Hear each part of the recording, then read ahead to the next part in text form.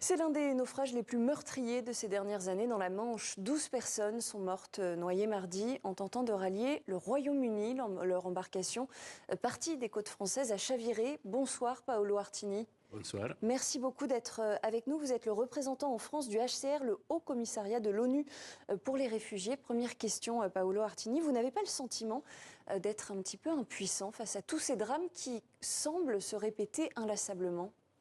Oui, on partage un sentiment d'impuissance et de frustration parce que ce sont des drames un peu annoncés. On l'avait dit déjà, par exemple, en avril, qu'il y avait déjà une augmentation des morts en mer. Ce sont des traversées de plus en plus dangereuses.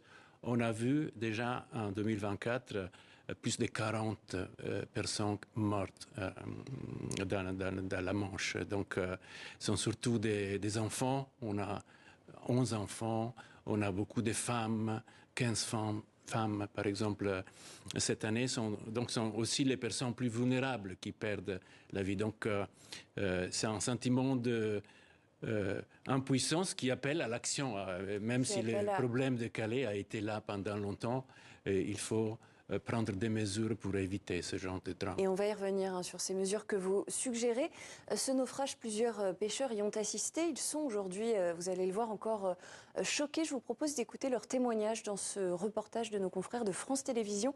Reportage réalisé mercredi au lendemain du drame. Ils ont repris la mer dès le lendemain du naufrage. Mais aujourd'hui, pour ces pêcheurs de Boulogne-sur-Mer, le cœur n'y était pas. Ils sont parmi les premiers à être intervenus pour secourir des migrants en difficulté au large, mais sont arrivés trop tard. Ce matelot a remonté à bord 3 corps sans vie. Il est encore sonné. Ça fait longtemps que je suis dans la navigation. J'ai beaucoup secouru les gens, mais la journée d'hier, comme la journée d'hier, j'ai jamais quand même rescaté des cadavres comme ça. J'ai jamais eu ça. Les images, ça reste toujours, quoi. Et ça restera toujours à jamais. Axel Baheu, le pêcheur, aperçoit l'embarcation de réfugiés pour la première fois.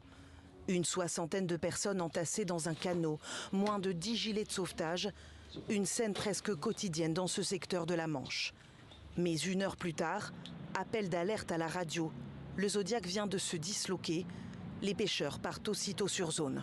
Il n'y avait plus qu'un petit morceau de l'embarcation qui était encore gonflé, sur lequel les personnes s'attachaient dessus et qui n'a pas duré longtemps de toute façon.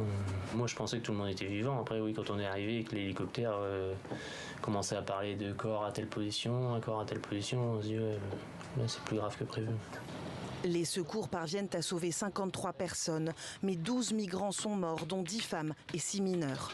C'est le naufrage le plus meurtrier dans la Manche depuis près de 3 ans. Et l'équipage se retrouve en première ligne. Nous, on en a remonté 3 à bord, dont 2 femmes, dont une assez jeune, entre 15 et 20 ans, et un téléphone portable dans une pochette étanche autour de son cou. Et le téléphone sonnait quand on l'a mis à bord. Des proches ou... Sûrement. Vous n'étiez pas préparé à ça? Non. Non, pas du tout. Des pêcheurs de plus en plus confrontés à la multiplication des traversées vers l'Angleterre malgré le danger. Dès ce matin, une autre embarcation, elle aussi surchargée, a quitté les côtes françaises. Au moins 37 personnes ont péri depuis janvier dans les eaux de la Manche. Paolo Artini, ces traversées de la Manche, on le voit, elles sont particulièrement dangereuses, plus que les traversées de la Méditerranée. Ce qui m'a fait penser la vidéo, c'est vraiment que c'est dans l'ADN, on peut dire, des marins, de sauver des gens dans la Méditerranée comme dans la Manche. Il y a beaucoup de drames, y compris récemment. Il y a 2 jours dans la Méditerranée, on est presque à 900 morts ou personnes dispersées dans la Méditerranée. Et quand même, on a vu cette augmentation aussi dans la Manche. Les routes deviennent de plus en plus dangereuses. La traversée de la mer dans ce cas-là, mais aussi la traversée des déserts. C'est toujours plus difficile pour les personnes, il faut le dire, forcées de fuir leur pays, d'arriver à la protection et de façon sûre. Justement, parmi ces personnes, vous évoquiez tout à l'heure les profils assez variés, hein, des hommes, des femmes, des jeunes femmes, des mineurs aussi, des enfants. Parmi toutes ces personnes qui tentent la traversée de la Manche, il y en a, j'imagine, toute une partie qui est déjà passée par la traversée de la Méditerranée avant cela. Absolument. Il faut vraiment souligner que les personnes qui sont à Calais ou dans le nord de la France sont presque à la fin d'un long voyage. On sait que la majorité, parce qu'on a parlé avec les personnes, on les a interviewées, des personnes ont emprunté la route de la Méditerranée centrale. Mais c'est aussi intéressant de voir les profils, c'est-à-dire les pays d'origine. C'est-à-dire, par exemple, quels sont-ils ces pays d'origine? Oui, par exemple, le Soudan, un pays en guerre qui a produit déjà plus de 10 millions de personnes déplacées. D'autres pays, l'Érythrée, on l'a vu malheureusement pendant ce naufrage. D'autres pays dans la Corne de l'Afrique, la Syrie, l'Afghanistan. Donc, c'est important de réfléchir au fait que ce ne sont pas des personnes qui ont choisi de partir, mais ils sont partis pour des raisons de conflit, et ils nous l'ont dit, des violences généralisées, des persécutions. Donc la question que nous devons nous poser, c'est pourquoi ils n'ont pas trouvé avant, en amont, des solutions, des alternatives avant d'arriver à Calais. Et pourquoi alors, à votre avis? Parce qu'on pense qu'on ne peut pas résoudre le problème de Calais, qui est très complexe, comme d'autres, seulement en regardant la dernière frontière. Il faut vraiment... Donc ça veut dire qu'il y a une responsabilité politique, oui, il faut européenne. Absolument, et même plus globale. Il faut regarder les routes empruntées, les chemins empruntés par les migrants dans leur ensemble. Donc, dans les pays d'origine, déjà, il y a des causes profondes des conflits qu'il faudrait résoudre. Mais aussi dans les pays de premier asile, la réponse humanitaire est souvent insuffisante. Dans les pays de transit, l'accompagnement, par exemple, les services de protection, d'accompagnement juridique ne sont pas là. Et on voit que s'il n'y a pas cet accompagnement, les personnes sont obligées à continuer leur route, à chercher des solutions. Une des solutions fondamentales pour nous sont les voies légales. Donc, donner la possibilité aux personnes qui doivent fuir leur pays d'arriver de façon sûre. Par exemple, il y a la réinstallation. Mais très concrètement, comment est-ce qu'on met en place des voies légales? Est-ce que ça n'implique pas justement ces voies légales à un moment de choisir qui sont les, entre guillemets, les bons migrants, ceux qui ont le droit d'emprunter ces voies légales, et ceux qui n'auront pas le droit et qui seront de fait condamnés à continuer d'emprunter ces routes mortelles comme on le voit aujourd'hui dans la Manche ou dans la Méditerranée? Oui. Pour les réfugiés, c'est-à-dire les personnes qui sont forcées à fuir pour les raisons que je mentionnais, il y a déjà des voies qui existent, comme la réinstallation, c'est le transfert des pays de premier asile vers des pays de réinstallation, et c'est sur la base des vulnérabilités. Donc, ce sont les plus vulnérables parmi les réfugiés qui sont ciblés, ou, par exemple, il y a ce qui est important, c'est donner la possibilité effective aux personnes qui ont leur famille dans le pays de destination de la réunification familiale.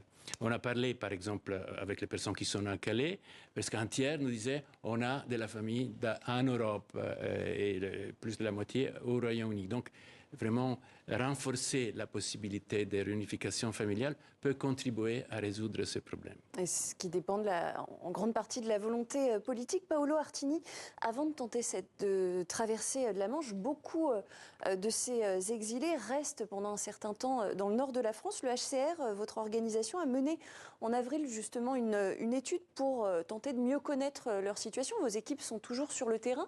Quelle est la situation de tous ces exilés qui sont en quelque sorte en attente dans le nord de la France ? Une situation très difficile. D'ailleurs, je voudrais exprimer toute la solidarité aussi aux associations qui accompagnent les réfugiés qui sont très affectés par ces drames et aux différents acteurs locaux. Ce sont des situations difficiles. Ce que nous avons remarqué à travers notre étude, c'est que ce qui manque surtout, c'est l'accès à une information complète sur, par exemple, la possibilité d'avoir l'accès à l'asile, à la protection en France. Il faut vraiment utiliser différentes modalités comme les médiateurs interculturels, des maraudes qui existent mais qui devraient être renforcés pour vraiment parler à ces Soudanais, à ces Érythréens pour dire qu'il y a une possibilité en France parce que la France a un système d'asile très solide de trouver la protection. Ne risquez pas votre vie. Mais alors justement, je voudrais qu'on écoute, puisque vous parlez des associations, le témoignage d'une responsable d'association locale. Elle s'appelle Dany Patou. Elle est coprésidente de l'association Osmose 62 à Boulogne-sur-Mer. Écoutons ce qu'elle dit des conditions de traitement de ces exilés et on commente juste après. Après, les exilés prennent la mer parce que quoi? Parce que les camps sont démantelés, parce ils vivent dans des conditions déplorables, parce qu'ils sont traités comme des animaux, parce qu'il y a de plus en plus de forces de l'ordre qui vident les camps, qui vident leur abri de fortune, qui enlèvent les couvertures, les tentes. Donc ces personnes sont vraiment obligées de quitter les lieux et au risque de leur vie de prendre la mer, quoi. Voilà des propos très forts. Elle dit ils sont traités comme des animaux. Est-ce que vous êtes d'accord avec ce constat? Certainement, ce sont des conditions très, très difficiles et inhumaines. Mais elle dit quand même qu'il y a une pression policière de plus en plus forte et qui pousse justement, qui accélère aussi le départ de ces exilés vers le Royaume-Uni. Est-ce que c'est vrai? Vous aussi, vous l'avez constaté sur le terrain, cette pression policière de plus en plus forte?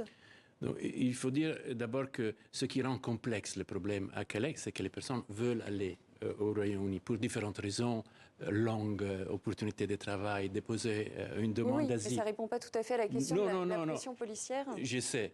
Et la collaboration bilatérale qui existe, par exemple entre le Royaume-Uni et la France et d'autres pays, est concentrée sur la prévention des départs. Donc la lutte contre les passeurs. Mais c'est seulement une partie. On pense qu'on devrait créer des mécanismes pour faciliter l'accès à la protection, pour mieux accompagner les réfugiés vers des solutions, vers l'hébergement. Donc il y a un vide juridique, on peut dire aussi. Un vide juridique et trop de répression policière? Oui, certainement avec un problème si complexe, ce n'est pas seulement la réponse policière pour prévenir les départs qui va trouver des solutions à des personnes qui ont vécu des drames, des violations des droits de l'homme, comme on a mentionné tout au long de leur chemin. Il faut vraiment les écouter, il faut soutenir les personnes plus vulnérables et vraiment